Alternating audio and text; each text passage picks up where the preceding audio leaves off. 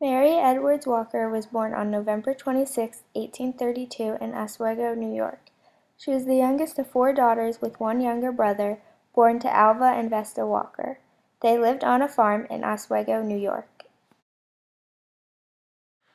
Mary's father, Alva, felt that girls should be educated and encouraged to pursue professional careers. In 1855, she married Albert Walker, but her marriage soon ended in 1860. Mary's family members were very supportive in her pursuit to get a medical degree, and Mary was greatly influenced by her father.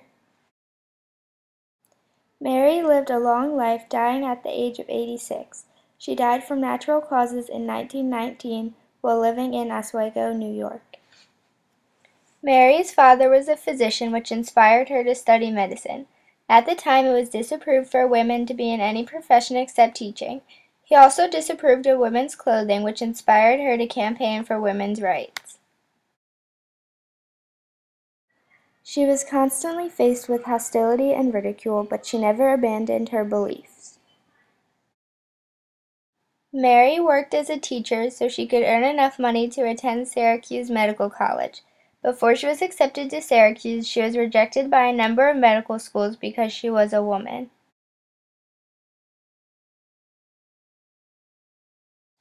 Mary Edwards Walker was a physician, feminist, women's rights advocate, and Civil War veteran. During the Civil War, Mary volunteered as an assistant surgeon.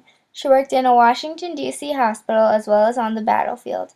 At first, she was not able to get the job as a physician, but she volunteered doing other things such as being a nurse and a spy until she finally won a commission as an army surgeon.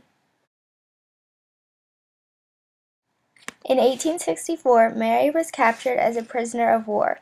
She was transported to Richmond, Virginia, where she was placed in a political prison. She spent a total of 4 months in the prison and was released in trade for a Confederate officer.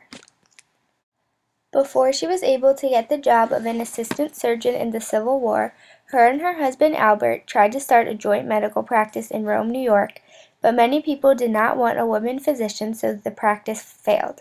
She also tried to start her own medical practice in Columbus, Ohio, but they were also reluctant to see a woman physician.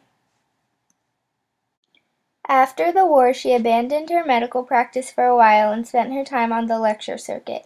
She campaigned heavily for women's rights and suffrage movement. She fought to change the restricted styles of women's fashion. Mary received the Congressional Medal of Honor in 1866. However, it was taken back in 1917, 2 years before she died, because they revised the standards to include actual combat with enemy. Despite the fact that the medal was revised, she continued to wear it until she died. Later on, the medal was restored in 1977.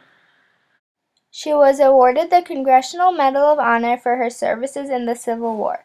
She is the only woman to ever receive this award, and at the time it was the highest military award of the U.S.